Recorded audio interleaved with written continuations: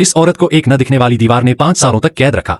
वह दीवार के पार की दुनिया को देख तो सकती थी, लेकिन उसे पार नहीं कर सकती थी। उसे दूसरा रास्ता दिखा जहां 2 बुजुर्ग दिखे। उसने सोचा कि उनसे वह रास्ता पूछेगी, लेकिन अदृश्य दीवार ने फिर से उसका रास्ता रोक लिया। उसने जितनी बार भी कोशिश की, बुजुर्ग आदमी नहीं बोला।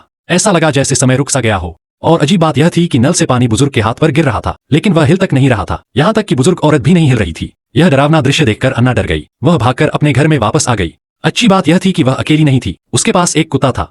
3 महीने बीत गए, लेकिन बुजुर्ग दंपति हिले तक नहीं। यह बात डरावनी थी, क्योंकि अगर वह मर चुके होते तो अब तक उनका शरीर गलने लगा होता। अन्ना ने फैसला किया कि वह वहां से भाग जाएगी। उसने अपनी कार को फुल स्पीड में भगाया और उस अदृश्य दीवार में टक्कर मार दी। नतीजा वही हुआ, कार पूरी टूट गई। उसका माथा चोटिल हो गया, लेकिन वह रुकी नहीं। उसने चलना जारी रखा, लेकिन लाख कोशिशों के बावजूद भी वह इस जमीन से बाहर नहीं निकल पा रही थी। उसने हार मान ली और यह स्वीकार कर लिया कि अब वह यहाँ से नहीं निकल सकती। अन्ना ने अब उसी जमीन में खेती करना शुरू कर दिया। जब उसे मांस खाने का मन हुआ तो वह बंदूक और अपने कुत्ते के साथ जंगल में शिकार करने गई। एक दिन उसे दरवाजे के बाहर हलचल सुनाई दी। बाहर देखा तो एक भीगी हुई बिल्ली वहीं बैठी थी। अन्ना ने उसे अपने पास रख लिया। अब धीरे धीरे अन्ना के पास कई छोटे जानवर आ चुके थे, लेकिन अभी भी उसका सबसे प्रिय जानवर कुत्ता ही था। असल में वह कोई कुत्ता नहीं, बल्कि मुश्किल घड़ी में उसका साथ देने वाला साथी था।